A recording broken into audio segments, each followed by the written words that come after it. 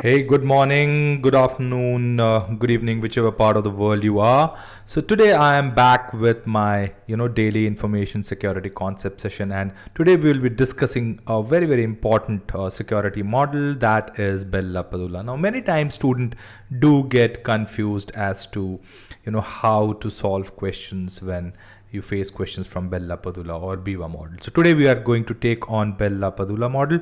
Okay, so let's first see a question, and then we will, what we will do is we will explore the concept, right? So the question is, while designing a security modeling for his organization, Alex goes through complex compliance requirements and decides to go for a strict compartmentalized security model.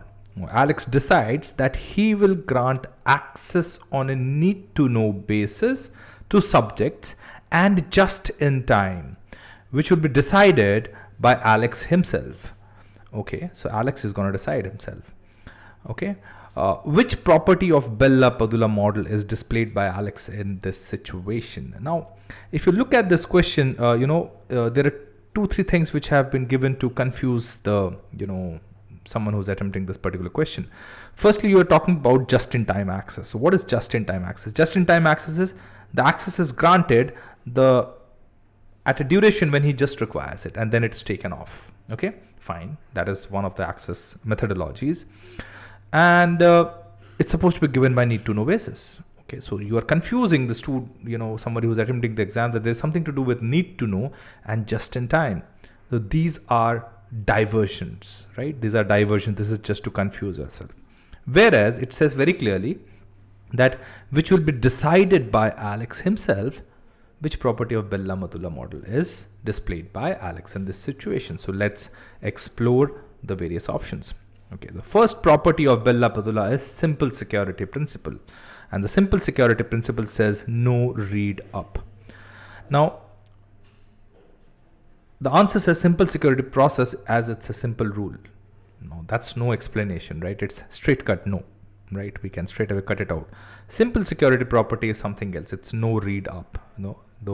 So subjects at lower level are not allowed to read information above them, right? Second says star security principle, as Alex is not allowed to write information held with others. Okay. Is anywhere this question, this situation is given wherein Alex is not allowed to write below his level? I guess not, right? So probably this answer is also out. Right. Next is discretionary property, as Alex decides who can access the information. Is it so? Does Alex decide? Yes, decided by Alex. But does it meet the requirement of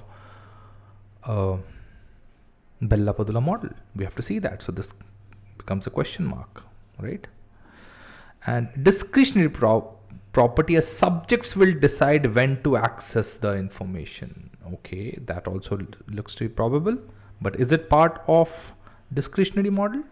Okay, so both of them are confusing in nature. So unless you know very clearly what is discretionary access model, we will not be able to answer this question. So we will come back to this question after we have explored Bell La Padula model in greater detail. So in the next 3 slides, I will be explaining that, what is the Bell La Padula model in a much simpler manner, in a military manner, right?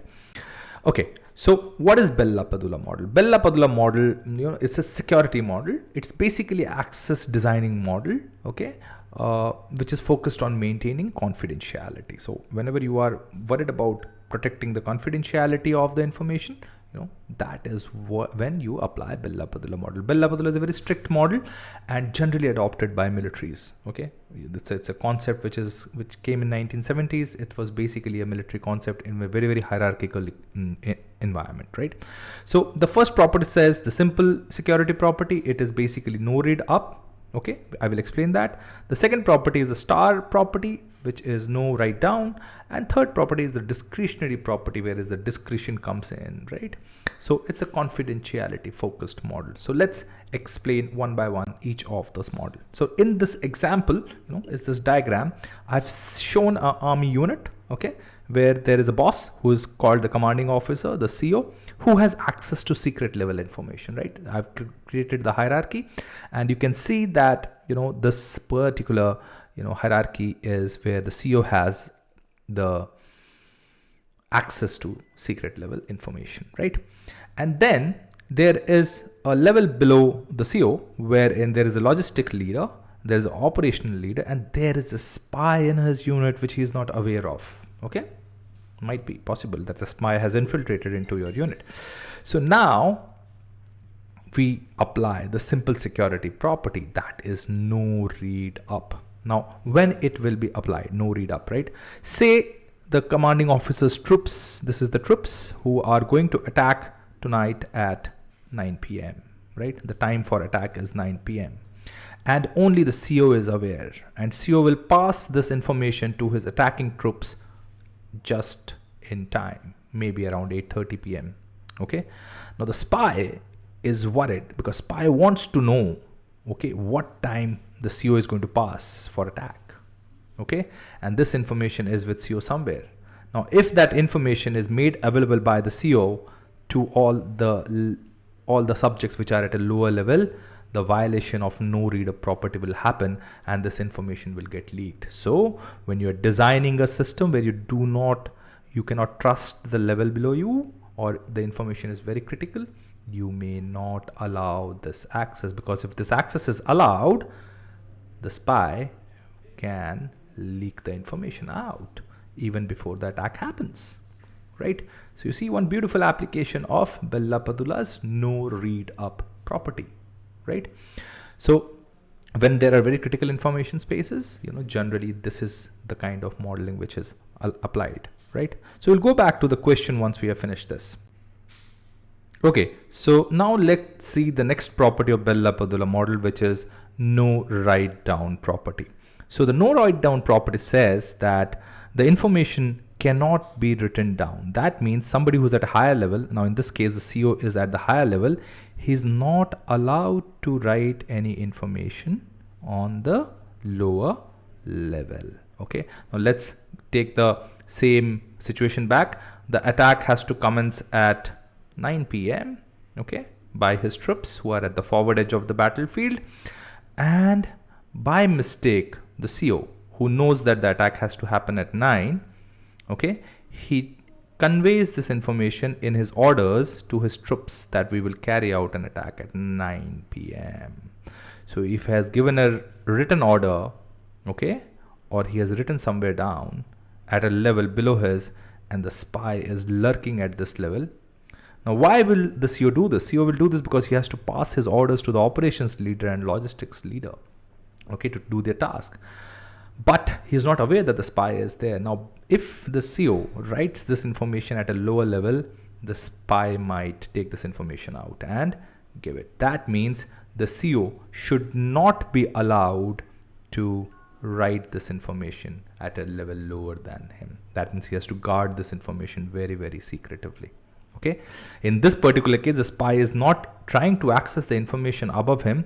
He can easily read it because the CO himself wrote the information down. That is no write down. So now if you are not allowed to write down, what will happen? The information which is so critical, okay, will only be passed at the right time to his forward troops and who will attack. So this information will remain secret till such time the attack is launched, right? So this is the one of the most easy examples to understand how you can protect your information by the star property of Bell La Padula model.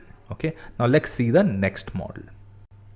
Now the next model is the discretionary access control, or the no read up, no write down. That means CO is neither allowed to write down, and nobody from here is allowed to read up. Okay, the information remains compartmentalized within their levels. Now in this case, what happens is the CO decides who to give access to the information. He can give this information access to the forward troops. He might give this information access only to the operations leader because it is on the discretion of the CO. Okay, so now if the CO only gives the information to the operations leader, the operation leader will be enabled to take action and launch an attack at 9 p.m. Okay, so now the responsibility of protecting this information remains with the CO and the operations leader, because both of them have the information. So that is the discretionary access control model. So now let's go back to the question, right? Okay, so coming back to the question, we had already ruled out A and B are not the answers. And now we have the confusion between either C or D. And now we should be able to answer this question. Now, if you look at this, C says discretionary property as Alex decides who can access the information. Now, if you go back and, when we saw that answer, we saw that the CO had the information with him and he decided who to give access. That means C seems to be the right answer. Okay, but is D ruled out? Discretionary property as subjects will decide when to access. So the subjects cannot decide. In our previous example, the operations leader cannot decide unless the asset owner decides who to give information, because the discretion for giving the information always remains with the asset owner. So D is also ruled out and C is the correct answer. So very important for you to understand the application for any information security certification exam, especially CISSP. Okay, so who are we? So I'm the founder of Protecte Academy, and we run multiple courses on information and cybersecurity. You can reach out on our number 88006 42768. You can also mail it to us. We run some really high quality courses on CISSP, CISA, CISM, CCSP, cyber awareness course. We run both batches for B2C and B2B clients. So if you need some kind of training for your organization, we are there. We are a CompTIA partner, we are an EC Council partner, and we can run some really good courses for your organization. So thank you so much for your time. Do follow us, subscribe to our channel and support us so that we can bring some quality training to you and others. Thank you so much. Take care. Bye-bye.